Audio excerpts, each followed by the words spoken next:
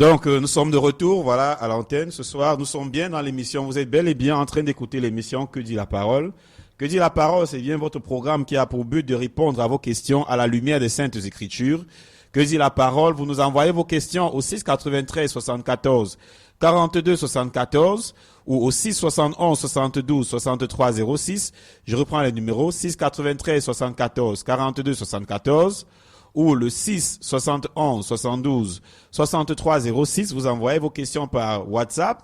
Ou alors, vous pouvez nous appeler en direct à ces mêmes numéros, 6 93 74 42 74, ou 6 71 72 63 06, pour poser vos questions, voilà, pour poser vos questions et avec l'aide du Saint-Esprit, nous pourrons véritablement y apporter des réponses.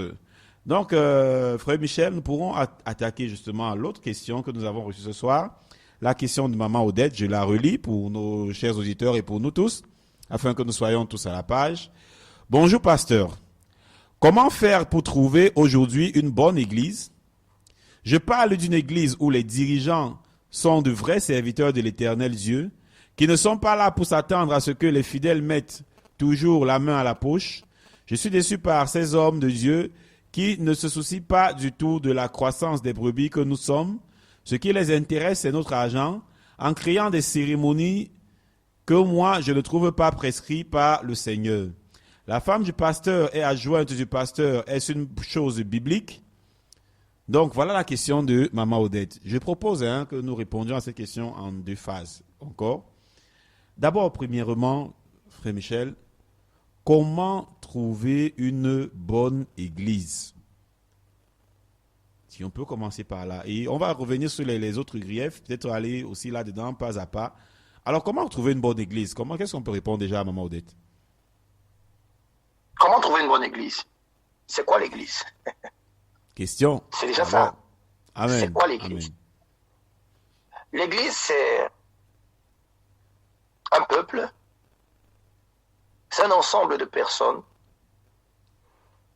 qui ont abandonné le monde, le système du monde, le fonctionnement du monde pour suivre la loi de Dieu.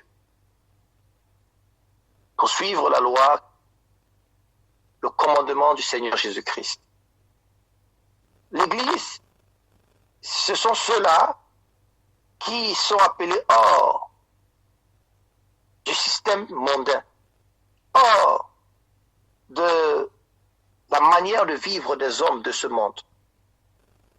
L'Église, donc, de l'hôpital général, puisque l'Église, dans les Écritures, telle que nous l'avons vue, était, dans ce temps, l'Église représentait des assemblées locales.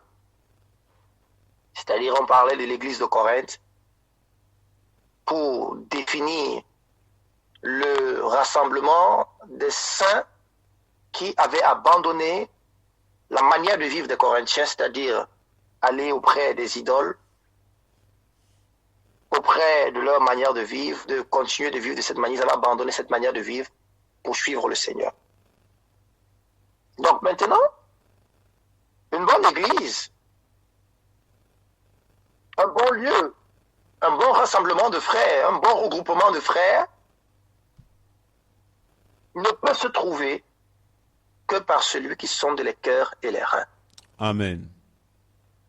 Je l'ai dit tout à l'heure, quand je parlais, je répondais à la question d'Henri en disant il faut prier. Je ne dirais rien d'autre ici que de demander encore de prier. Voyez-vous, dans le livre de Jean chapitre 14 au verset 6, Jésus va dire « Je suis le chemin, la vérité et la vie ». Donc celui qui est capable de nous orienter, de nous montrer le chemin, de nous conduire vers la vérité, il n'y a que lui. Amen. Il le disait quand il était encore physiquement sur la terre. Mais il nous a expliqué comment est-ce que ça va se passer en réalité. Il nous a expliqué cela dans le livre de Jean chapitre 16, à partir du verset 13 là-bas, où il dit que quand l'Esprit viendra, il nous conduira dans toute la vérité. Amen, amen. Qui est le Père des esprits, il faut toujours se référer à lui quand on veut faire quoi que ce soit. Ces éléments déjà sont des bons signes, d'une part, mais le Seigneur sait exactement où est-ce qu'il veut qu'on soit bâti. Il sait exactement ce qu'il veut travailler et traiter dans la vie des uns et des autres, et il sait où il veut nous envoyer. Donc ces éléments, nous pouvons les observer comme ça. La sanctification, lorsqu'on parle de la sanctification, du retour du Seigneur, alors là, nous parlons véritablement d'un endroit où nous pouvons rester. Mais toutefois, il faut toujours se remettre au Seigneur. J'insiste là-dessus. Amen. La prière, la direction du Seigneur Jésus-Christ. Amen. Donc, alors, notre auditrice, Maman Odette, voilà, poursuit. Voilà, peut-être, bon, je sais pas, je te laisse encore le choix de voir. Est-ce qu'on va aller directement à la deuxième partie de la question de Maman Odette? La femme du pasteur et adjointe du pasteur, est-ce une chose biblique? Ou alors, par exemple, aussi peut-être en 5 minutes, en 2, 3, 5 minutes peut-être, voilà, il y a certaines récriminations que nous entendons parfois aussi, et qui peut-être, hein, à la lumière des Écritures, peuvent aussi être des mélanges. Qui peuvent aussi être des mélanges, ou bien qui doivent être démêlés, voilà, pour dire bien comme ça là, qui doivent être démêlés. Elle dit par exemple, je parle d'une église où les dirigeants sont de vrais serviteurs de l'Éternel Dieu, qui ne sont pas là pour s'attendre à ce que les fidèles mettent toujours la main à la poche. Je suis déçu par ces hommes de Dieu qui ne se soucient pas du tout de la croissance des brebis que nous sommes. Ce qui les intéresse, c'est notre argent en créant des cérémonies que moi je ne trouve pas prescrites par le Seigneur. Oui, alors oui, son descriptif est assez clair. Voilà, qui ne se soucient pas de la croissance des brebis, qui s'attendent uniquement que les serviteurs mettent, les brebis mettent la main à la poche, qui ne s'intéressent qu'à l'argent, qui créent des cérémonies juste pour l'argent. Ça, ce sont bel et bien aussi des choses qu'on doit fuir, mais de façon simple comme ça là. Hein. Est-ce que c'est étrange quand même que dans une assemblée, même où les gens craignent le Seigneur, les gens soient appelés à mettre la main à la poche? Alors, est-ce qu'il ne faut pas mettre la main dans la poche? Non, il faut mettre la main dans la poche. Ça, c'est sûr que on a l'habitude de le dire. L'évangile, c'est gratuit, bien sûr, mais l'évangélisation, je le dis toujours, l'évangélisation, ça coûte quelque chose. Qu'est-ce que ça veut dire? Lorsqu'on est dans un groupe, on est dans une communauté, c'est important de mettre la main dans la poche pour que l'évangélisation se fasse. L'évangélisation, c'est tout ce qui se met en place. L'évangélisation, c'est par exemple la radio Vie en Christ. La radio Vie en Christ ne fonctionne pas mystiquement. La radio Vie en Christ, c'est voilà, c'est une personne, c'est deux personnes qui doivent acheter voilà, du matériel. Ils louent. La radio Vie en Christ loue par exemple un local. La radio Vie en Christ paye un loyer. La radio Vie en Christ paye de l'électricité extrêmement chère le mois. Il faut noter que les appareils qui sont utilisés à la radio, ce sont des appareils qui tirent énormément le courant. Donc, il faut dire que toutes ces choses, ça coûte. Un émetteur, par exemple, les petits émetteurs, un petit émetteur de 300 watts, ça coûte, c'est plus d'1 million. Maintenant, aujourd'hui, la radio Vie en Christ est, par exemple, dans une campagne où elle appelle, hein, actuellement, elle est dans une campagne où elle appelle à tout bienfaisant, tout bienfaiteur de donner un coup de main pour passer un nouvel émetteur qui permettra de couvrir bien la ville de Douala parce que le premier émetteur a eu un problème. Un émetteur de 500 watts, ça peut aller dans 2, 3, 4 ou 5 millions. Ça dépend du type d'émetteur. Mais donc, ce sont des choses qui coûtent de l'argent. Mais pour avoir cela, pour que les auditeurs soient bénis par la parole, nous ne demandons pas de payer la parole, mais pour avoir ce matériel, qu'est-ce qu'il faut? Il faut bien de l'argent. Je parle de la radio, je parle d'une assemblée. Une assemblée, pour qu'elle fonctionne, qu'est-ce qu'il faut? Une assemblée, il faut parfois que les frères s'organisent, qu'ils sortent, qu'ils achètent des mégaphones, qu'ils aillent prêcher l'évangile dehors. Ça demande de l'argent pour acheter ce matériel. Oui. Peut-être des assemblées, ce sont des assemblées qui louent un local. Il faut de l'argent pour payer cela. Donc, maintenant, si cet argent a pour but de faire fonctionner l'église, c'est normal de mettre la main dans la poche. Parce que c'est toujours dans le but du ciel. C'est-à-dire qu'on veut même garder cet endroit qui nous permet de nous réunir et de travailler nos vies pour le Seigneur. Mais si c'est quelque chose qui est comme tel que c'est décrit tel que Maman Odette décrit, si c'est un cas comme Maman Odette, si c'est le cas que Maman Odette décrit, où ce sont des gens qui ne pensent qu'à leur propre poche, et parlent de leur propre poche, alors là il y a un problème. Parce que tu ne peux pas venir dépouiller le peuple de Dieu.